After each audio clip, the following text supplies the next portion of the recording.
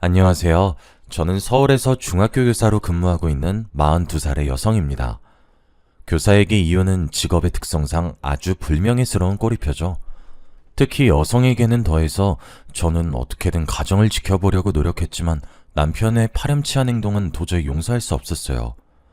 결혼해서 가정을 가지면 남자든 여자든 배우자에 대한 최소한의 도리는 지켜야 한다고 생각합니다. 남편의 가정을 유지시켜주는 기본을 무시하고 저를 몇 년 동안 감쪽같이 속였습니다. 더 기가 막힌 건 시댁 식구들은 남편의 더러운 짓거리를 다 알고 있으면서 남편과 합세해서 저를 속여왔던 거예요. 3년 전의 일이지만 그때 바보처럼 당한 걸 떠올리면 아직도 치가 떨릴 정도로 분하고 억울하기만 합니다. 남편과 친구에게 어이없는 배신을 당하고 돌아온 여성의 한풀이라고 생각하고 끝까지 들어주시기 바랍니다. 제 장래희망은 어릴 때부터 교사가 되는 것이었어요. 교사를 꿈꾸는데 큰 영향을 미친 분이 계셨는데 초등학교 6학년 때 담임선생님이셨어요. 학교를 다니기 시작하면서 제가 가장 존경하는 인물은 언제나 선생님이었고 선망의 대상이었죠. 그 중에서도 6학년 때 만난 선생님은 아주 특별했어요. 반 아이들 모두를 자식처럼 아끼고 사랑하면서 애정을 듬뿍 쏟는 분이셨죠. 그날 선생님은 제게 교무실에 가서 놓고 온 서류를 가지고 오라고 심부름을 시키셨습니다. 저는 바로 달려가서 서류를 가지고 왔는데 교실에 불이 꺼져 있었고 아무도 없었어요. 무슨 영문인지 몰라서 겁이 덜컥 나서 심호흡을 하고 떨리는 손으로 조심스럽게 문을 열었는데 불이 확 켜지면서 케이크를 든 선생님과 반 친구들이 뒷문으로 우르르 몰려들어왔어요. 자, 모두 축하 노래 시작! 생일 축하합니다. 사랑하는 지영이. 얘들아, 정말 고마워. 선생님, 진짜 감사해요.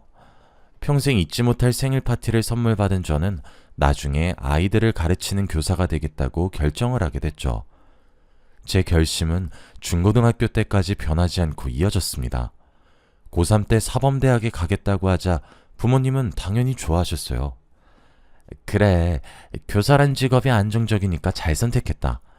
옆집 민수네 엄마가 그러는데 아직까지 교사가 1등 신부감이래. 엄마는 교사가 안정적이고 출산과 육아에 아주 유리해서 여자에게 좋은 직업이라고 생각하셨죠. 시대가 변해서 저는 꼭 그런 것만 아니라고 여기며 남자보다는 안정적인 직장을 얻는 데 노력했습니다. 저는 무난하게 사범대학에 합격을 했고 같은 과 선배에게 호감을 가지게 되었어요. 그 선배도 저를 좋아하는 눈치였는데 서로 눈치만 보면서 망설이고 있었습니다.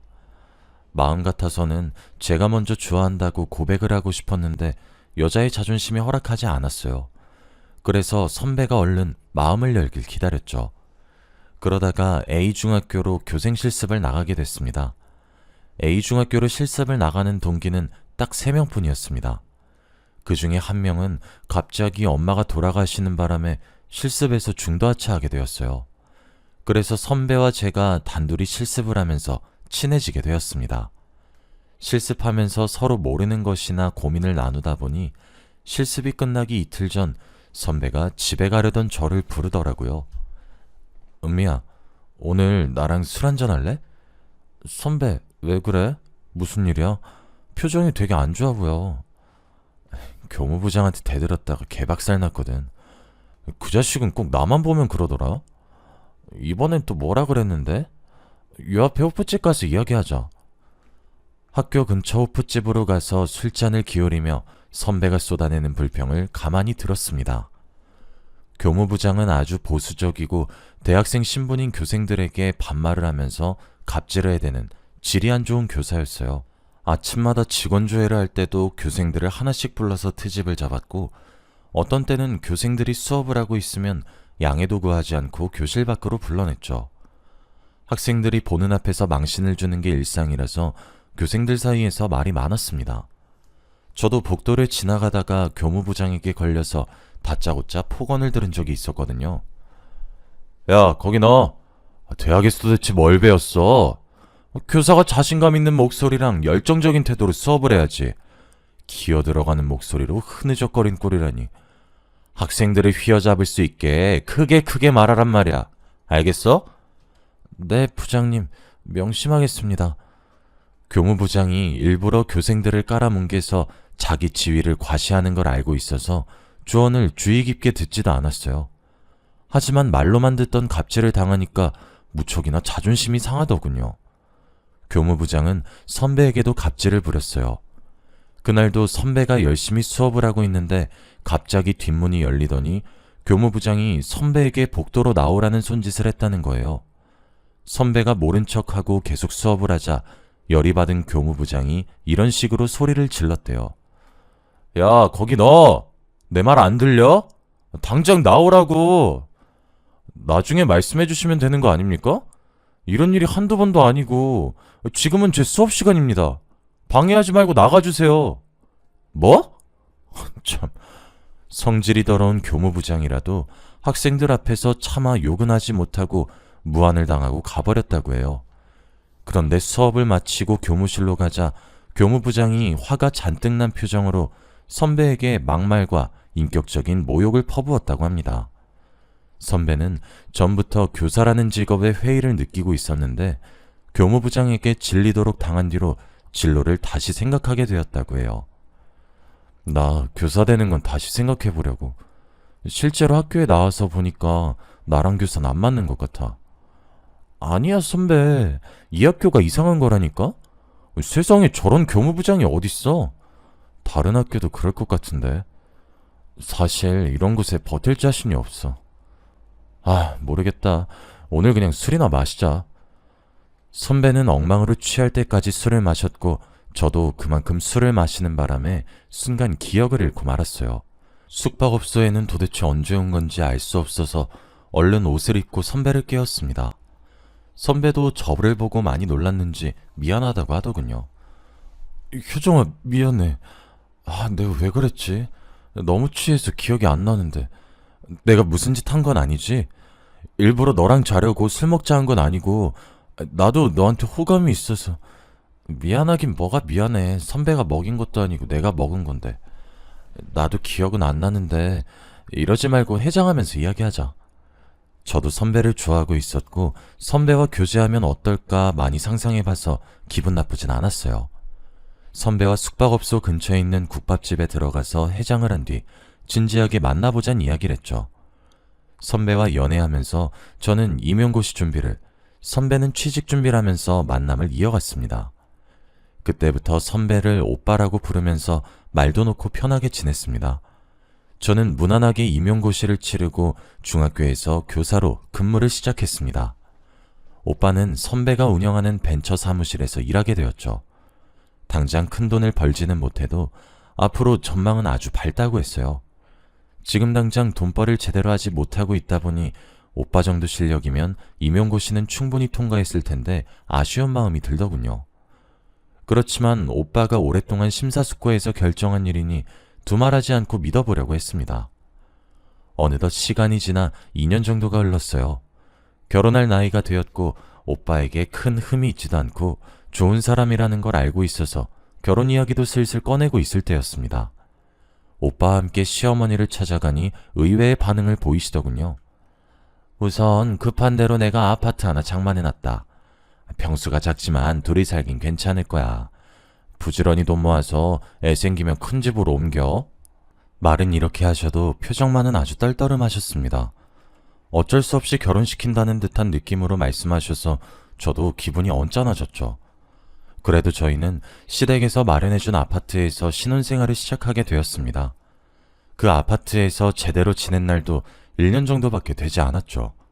지방에 있는 중학교로 발령이 나버려서 졸지에 주말부부 신세가 되어버렸거든요. 오빠와 함께 자녀 계획을 세우고 있어서 발령 가기 전에 많은 이야기를 나누었습니다. 아이 가지면 육아도 문제가 될 텐데 자녀 계획을 좀 미뤄야 할까?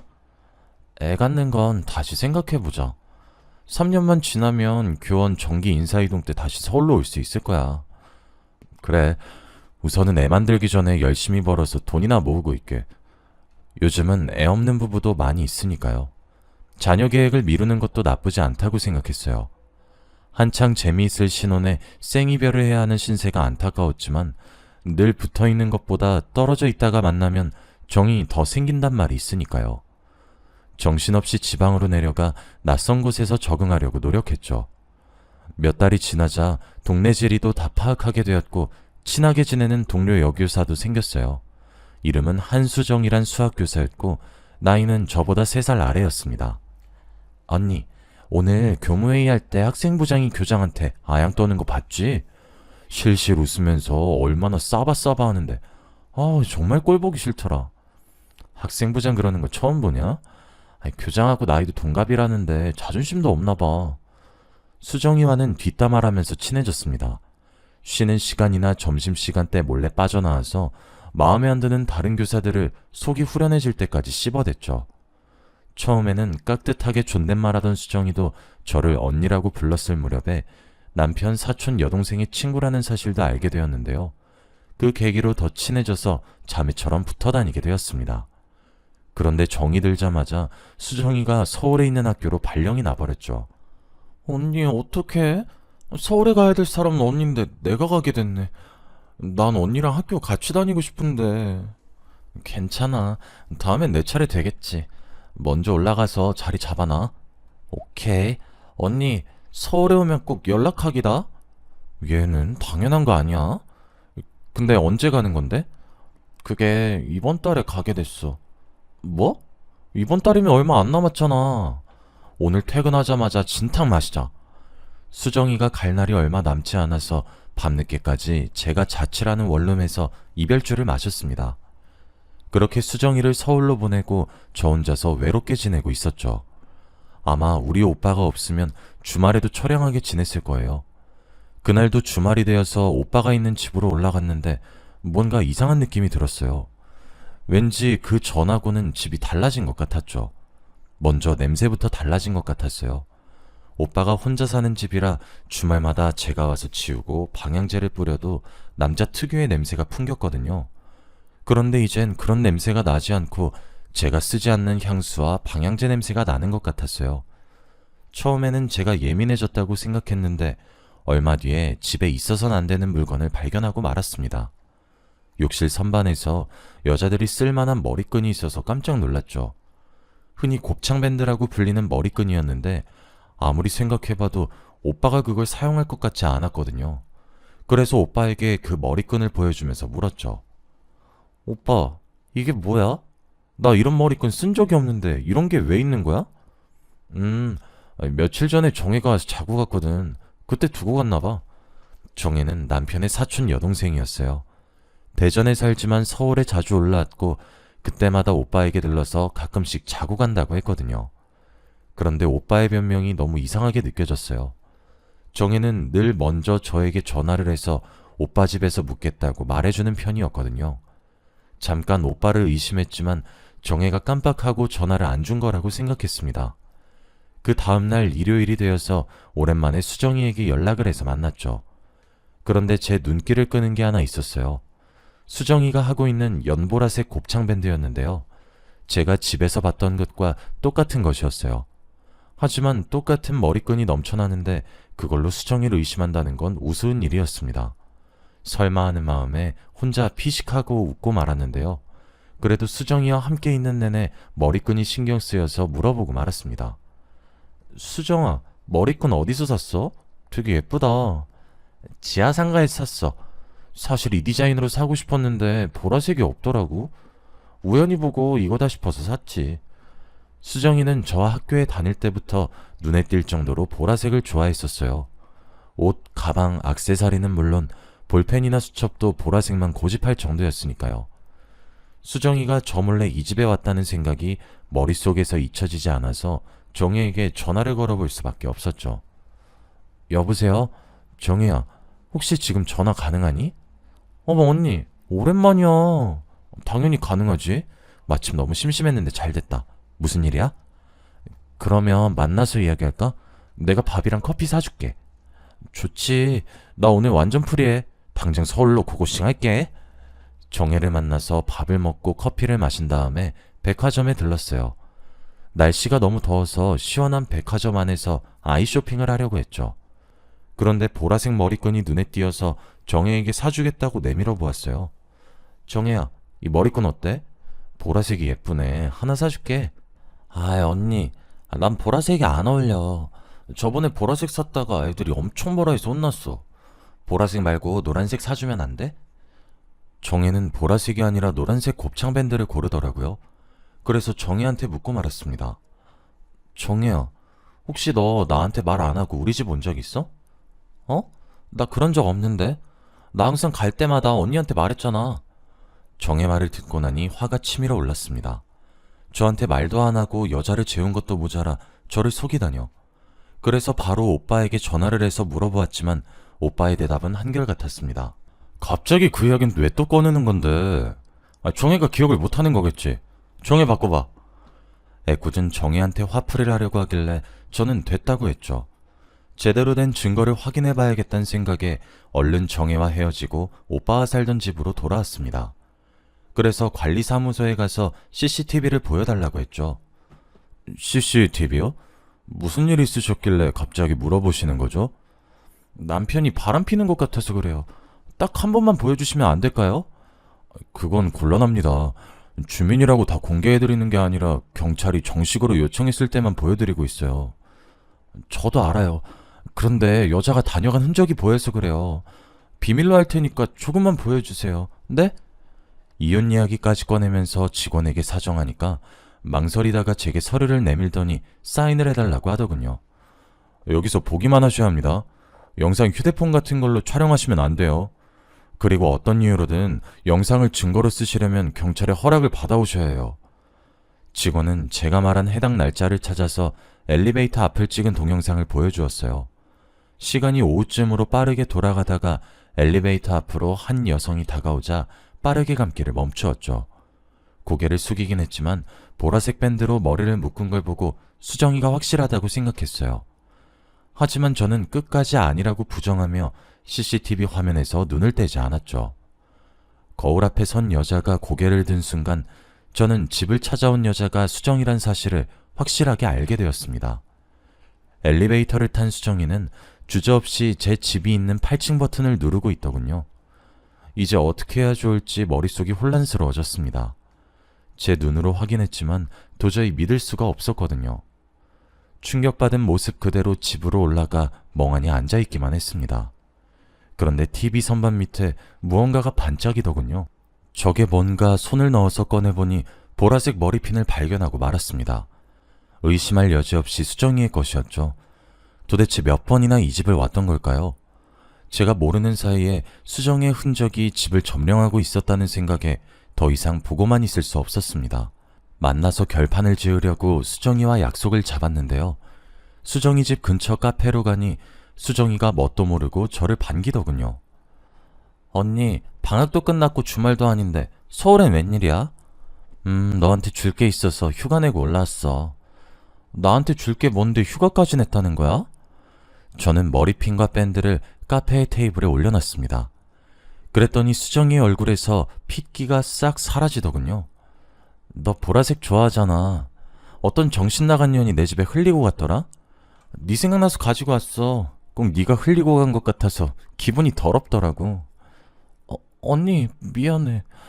오빠랑 나는 그냥 친구처럼 지내다가. 뭐? 친구처럼 지내? 난 너를 동생처럼 생각했는데 네가 어떻게 나한테 이런 더러운 짓을 해? 저는 소리를 지르면서 수정이의 얼굴에 물을 끼얹었습니다. 카페에 있던 사람들이 모두 놀라서 쳐다보았죠. 하지만 그런 건 아무 상관 없었어요. 여기가 수정이 동네고 오히려 수정이를 이상한 눈빛으로 보길 원했어요. 수정이가 이 상황을 수치스럽게 생각할 줄 알았는데 전혀 아니더군요. 오히려 어이없는 말을 내뱉고 있었어요. 언젠간 들통이 날 거란 생각은 했어. 그 전에 그만두려고 했는데 내가 한 발 늦었네. 그래, 내가 너무 일찍 알아버려서 미안하다. 네가 그만두기 전까지 바보같이 모르고 있어야 했는데 말이야. 그래놓고 나한텐 좋은 동생인 척 했던 거야? 언제부터 날 속인 건데? 제 고함 소리에 수정이는 한숨을 쉬더니 모든 걸 털어놓았어요. 서울로 발령을 받아서 학교에 근무하면서 친구인 정혜를 만났는데 우연히 오빠가 합석을 했다고 합니다. 그러다가 술에 취해 자버렸는데 정혜가 비밀을 지켜주기로 한 거죠. 정혜가 그걸 비밀로 해주기로 했다고? 그게 말이 돼? 정말 친동생같이 생각한 아이인데 그걸 숨겨주다니. 이건 정말이지 막장 드라마도 아니고 말이 안 되는 소리였죠. 저는 당장 정혜를 불러서 수정이가 했던 말을 그대로 이야기해 주었습니다. 그랬더니 정혜도 사색이 되어서 잘못했다고 싹싹 빌더군요. 아니 언니, 내가 잘못했어. 제발 용서해줘. 내가 말하면 오빠가 이혼할까봐 그랬어. 그리고 난 그만 만나라고 했는데 수정이가 몰래 만난 걸 나보고 어떡하라고. 나도 어쩔 수 없었다고. 오빠가 이혼할까봐 그랬다고? 그럼 나는 끝까지 내 친구랑 잔 놈이랑 지내라고 둔 거야? 너 진짜 못됐다. 어떻게 사람이 그러니? 난 억울해. 오빠랑 수정이가 말하지 말라고 협박하고 맨날 전화했는데 나보고 어떻게 말하라는 거야. 정혜는 더 이상 말하지 못하고 흐느껴 울기만 했어요. 그래요. 정혜가 무슨 잘못이 있겠어요. 저라도 제 동생이나 오빠가 그랬으면 말 못했을 것 같아서 심호흡을 하면서 겨우 진정을 했어요. 그래서 정혜한테 어떻게 둘이서 만나게 된 건지 물어보았습니다. 단짝 친구였던 수정이가 서울로 오자 정혜는 바로 서울로 달려왔고 둘은 밤이 늦도록 술을 마시면서 쌓였던 회포를 풀었다고 해요. 그러다 술값이 너무 많이 나오자 정혜가 오빠를 부르겠다고 한 겁니다. 수정아, 우리 오빠 보고 술값 내달라고 할까? 오빠 지금 집에 혼자 있을 것 같은데. 그래? 나야 좋지. 오라고 해. 오빠가 술집 내준다고 하면 와인바도 같이 가자고 하자. 둘은 의기투합해서 혼자 있는 오빠를 불러냈고 오빠도 거절할 이유가 없었죠. 정혜와 수정이 있는 술집으로 와서는 같이 술을 마시기 시작했습니다. 수정아, 우리 오빠가 술값 내준대. 와인바도 같이 가주겠대. 엄청 멋있지? 정혜야, 입에 침이나 바르고 그런 소리 해라. 맨날 배 나온 아저씨라고 타박만 하더니 왜 이래? 몰라서 물어. 비행기 태워줬으니 한턱 쏘라는 거지. 알았어. 오늘은 내가 다 쏠게. 정혜는 술에 취했지만 수정과 오빠가 여러 번 눈이 마주치고 묘한 분위기가 풍긴다는 사실을 알아차렸다고 합니다. 그러다 새벽까지 같이 술을 마셨고 수정이는 술에 취할수록 오빠에게 아양을 떨었다고 하죠. 정혜도 무척이나 취해 둘이 붙어있지 말라고 중얼거렸다고 하는데요. 정신을 차렸을 때에는 택시 아니었고 택시 아저씨가 도착했으니 얼른 내리라고 소리를 지르고 있었다고 했습니다. 그래서 얼른 내려서 집으로 들어가 잠에 들었는데 다음날 오빠가 전화를 해 충격적인 말을 전했다고 합니다. 너 오늘 수정이 만난 거 말하면 안 된다. 어제 한 짓 다 잊어버려야 돼. 뭐? 어제 한 짓? 정혜는 그제야 어제 일어난 일들을 떠올렸다고 했습니다. 수정이와 오빠가 기대다가 끌어안고 입을 맞추던 게 생각이나 정혜가 펄쩍 뛰었다고 말해주었죠. 오빠 미쳤어? 설마 수정이랑 잔 건 아니지? 시끄러워. 자든 말든 말하지 말라고. 이혼당하면 네 탓인 줄 알아? 그러다 들키면 난 어쩌라고. 나더러 가정 파탄범이 되라는 말이야? 절대 안 돼. 안 들킬 자신 있어. 우리만 비밀 지키면 돼. 생각해봐. 마누라가 우리 만난 걸 어떻게 알겠어? 말이 된 소리래. 설마 언니 몰래 계속 만나려는 건 아니지? 어떻게 여동생 친구하고 그런 생각을 해? 정말 미친 거 아니야? 돈 줄게. 얼마면 돼? 너 얼마 전에 돈 필요하다고 했잖아. 여기서 돈 이야기가 왜 나와? 내가 오빠처럼 미친놈인 줄 알아? 너 여기서 언니 편 들어서 오빠 이혼당하게 만들래? 아니면 내 돈 받고 조용히 있을래? 어떻게 그런 비밀을 만들어. 난 못해. 난 언니한테 그런 비밀 못 만든다고. 거짓말 해달라는 게 아니라 모르는 척 입 닫고 있으면 된다니까? 그게 왜 어려운 건데? 내가 너 예전에 도둑질하다가 경찰서 간 거 엄마한테 확 말해버린다? 중학생 때 일을 왜 또 꺼내는 건데? 알았어, 말 안 할게. 조용히 있으면 될 거 아니야. 오빠가 이런 식으로 돈으로 매수하며 협박하는 바람에 정혜는 돈을 받고 모르는 척하고 있었다고 하죠. 수정이도 제 남편이란 걸 뻔히 알면서 오빠를 만난 이유가 따로 있었습니다. 정혜가 수정이 입에서 충격적인 말을 들었다고 전해 들었거든요. 죄책감에 잠을 못 이루던 정혜가 수정이를 만나 오빠를 만나지 말라고 설득시키려고 했답니다. 유부남을 왜 만나려고 하냐고 다른 남자를 소개시켜 주겠다고 하니 수정이 충격적인 대답을 했다고 하더군요. 남자? 나 남자 만날 생각 없어. 만나서 엔조이하기에 유부남이 딱 좋지. 싱글들은 한두 번 관계하면 꼭 자기 여자라고 생각하고 덤벼들어서 골치 아프다니까. 그런데 유부남이 뒤끝이 없어. 내가 해봐서 알아. 뭐? 너 정말로 유부남이랑 사귀어 본 적 있어? 몇 번 있었어. 용돈 준다니까 만난 거지 뭐. 정혜는 얌전한 줄 알았던 수정이에게 이런 발칙한 면이 있을 거라고는 생각조차 못했다고 합니다. 정혜에게 이런 자초지종을 듣고 나니 이제 오빠와 관계를 어떻게 정리할까 고민이 되었습니다. 마음 같아서는 오빠의 뺨을 후려갈기고 깨끗하게 갈라서 버리고 싶었죠. 그런데 제 발목을 잡는 게 하나 있었습니다. 교사라는 제 직업 때문이었죠. 제가 이혼하면 학교에 소문이 날 것 같아서 고민이 되었습니다. 제가 다니는 중학교의 여교사도 남편의 불륜으로 이혼을 했는데 정말 웃기는 건 소문이 이상하게 나서 그 여교사가 바람을 피워서 남편에게 이혼을 당했다는 말로 와전이 되고 말았습니다.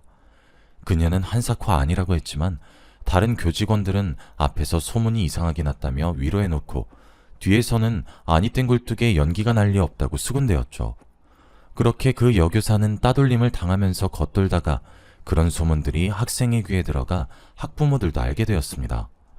우리 아이들을 불륜녀에게 맡길 수 없다는 학부모들의 공개적인 항의에 그 여교사는 견디지 못하고 학교를 떠나고 말았는데요. 그 여교사가 이제는 제가 될 것 같아서 무섭더군요. 꼭 그렇게 소문이 와전돼서 내쫓길 거라는 근거는 없었지만 갈등과 고민에 빠져들게 하였습니다. 그러다가 정혜에게 온 문자를 보고 또 한 번 충격을 받았습니다. 언니, 이것까지 숨기면 언니한테 정말 못된 짓 하는 것 같아서 말해. 우리 엄마도 오빠가 바람 피는 거 알게 됐는데 나보고 가만히 있으라고 했어. 내가 결혼해서 이런 짓 당했을 거라고 생각하니까 억장이 무너지더라. 밤새 고민하다가 가족이랑 연 끊길 각오하고 이렇게 문자 보내놔. 내가 언니를 정말 좋아하고 잘 따르는 거 알지? 언니가 오빠랑 정리하고 좋은 사람 만났으면 좋겠어. 시어머니도 저를 속이다니. 오빠를 이혼만 해주고 보내줄 수가 없더군요. 정혜의 문자를 보고 복수를 해줘야겠다는 생각을 해냈습니다. 그래서 저는 얼른 정혜와 수정이에게 문자를 보내놨습니다. 앞으로 어떤 결과가 나오든 내가 알아서 할 테니까 가만히 입 다물고 있어. 오빠랑 연락하거나 만나지도 마. 저는 여러 번 정혜와 수정에게 오빠가 눈치채지 못하도록 입에 자물쇠를 채우라고 했어요. 아무것도 모르는 오빠는 수정이와 연락이 끊겨 아쉬웠는지 제가 주말에 올 때마다 부부관계를 원했어요. 하지만 여러 여자들과 어울리던 그 인간과 잠자리를 갖고 싶지 않았죠. 오늘은 좀 피곤하네. 그냥 쉬고 싶어. 그러니까 건드리지 마. 알았어. 귀찮게 안 할 테니까 먼저 자. 저는 누웠지만 잠이 오지 않았어요. 그래도 오빠가 꼴 보기 싫어서 자는 척하고 누워 있었습니다. 그런데 그때 오빠에게 전화가 걸려왔어요. 오빠는 저를 슥 쳐다보더니 거실로 나가더군요. 엄마, 집사람은 자고 있어. 괜찮으니까 말해. 수정이 그년이 전화한 줄 알았는데 시어머니의 전화였습니다. 오빠가 거실 소파에 앉아서 통화를 하고 있더군요. 시어머니가 무슨 말을 하는지 알 수 없었지만 오빠가 하는 대답을 들어보니 무슨 대화를 하는 건지 어림잡을 수 있었어요. 알겠어, 엄마. 내가 정리한다니까. 무슨 가정이 깨져. 내가 조심해서 지금까지 안 들켰는데. 그리고 수정이 내가 정리했어. 다른 남자 생겼는지 나 차단한 것 같더라고. 혜미도 정리한다니까. 알겠어. 잔소리 좀 하지 마. 만난 지 3년이 넘었는데 어떻게 바로 정리해. 나도 시간 필요하니까 기다려줘. 오빠가 저 몰래 다른 여자를 또 만나고 있었습니다. 혜미라면 저도 알고 있는 여자였어요. 오빠가 일하는 벤처 사무실에서 일하는 여직원이었죠. 오빠가 전화 통화하는 걸 계속 들어보니 교사라는 직업을 포기한 것도 혜미라는 내연녀가 마음에 들어서 선배의 사무실에 들어갔던 겁니다. 저와 결혼을 한 뒤에도 그녀와 내연 관계를 이어오고 있었던 거죠. 그래놓고 오빠는 시어머니께 비밀을 지키라는 당부의 말을 하더군요. 정리할 거니까 걱정 마. 내가 알아서 할게. 엄마도 비밀을 확실히 지켜야 돼. 알겠지? 둘의 전화 통화를 들은 저는 충격을 받아서 정신이 아찔해졌습니다. 얼마나 화가 치밀어 오르는지 당장 이불을 던지고 나가서 오빠의 멱살을 잡고 얼굴에 침이라도 뱉어주고 싶었죠. 하지만 제대로 된 복수를 위해 입술을 꽉 깨물고 억지로 참았습니다. 외도 증거를 확실히 잡아 법정에서 이기려고 집안에 카메라를 숨겨놨습니다. 연차 내놓고 출근하는 척했다가 집 근처에 숨어 있었어요. 역시나 남편이란 작자는 제가 지방으로 내려갔다고 휴가까지 냈는지 사무실에 가지 않고 혜미란 여자를 데리고 왔더군요. 오빠와 혜미가 엘리베이터를 타고 올라가자마자 따라갔습니다. 현관문 앞에 서 있는데 둘이 히히덕거리는 게 들리더군요. 둘의 외도가 확실히 찍힐 때까지 기다렸습니다. 그리고 갑자기 문을 열고 들어갔죠. 지금 잘하는 짓이다. 나 몰래 이러고 다니니까 좋아? 여보, 나는 그게 아니라 더 이상 속이려고 들지 말고 솔직하게 털어놔. 이 여자 말고 수정이라도 잔 거지?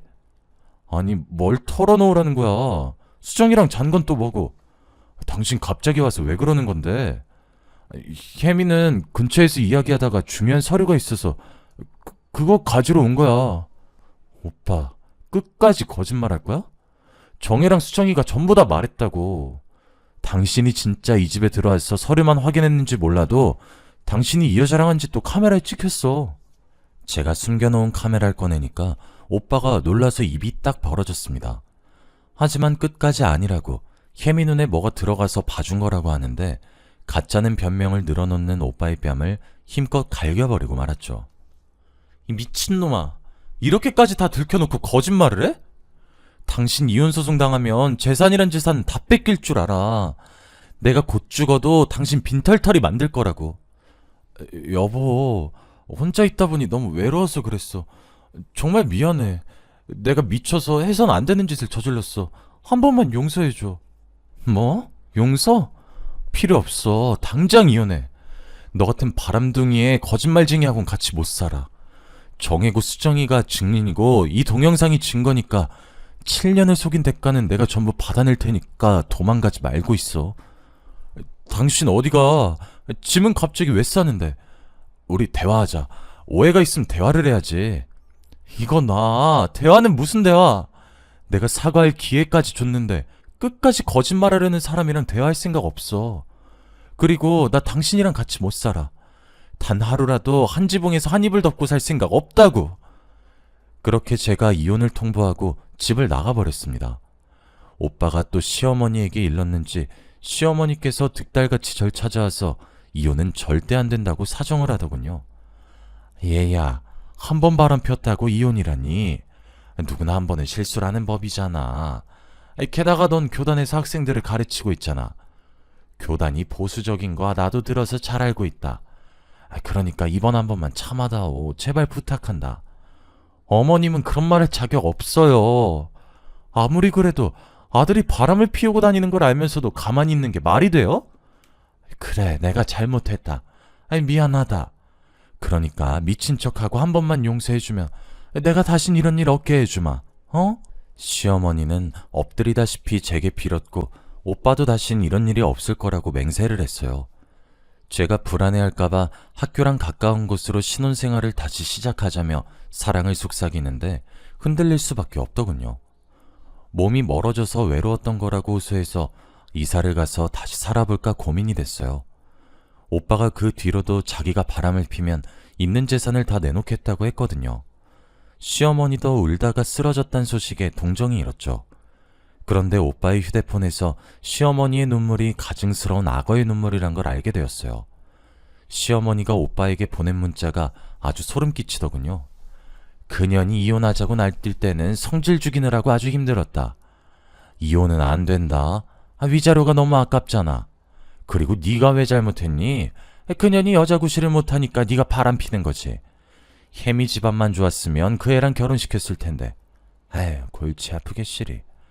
그 문자를 보는 순간 뚜껑이 확 열려버렸고 제정신이 아니게 됐어요. 당장 수소문해서 변호사를 선임하고 이혼소송을 해버렸죠. 그리고 시어머니의 얼굴에 소송 서류를 던져버리고 말았습니다. 위자료가 그렇게 아까우셨어요? 그럼 아들 단속을 좀 잘 하시지 그러셨어요.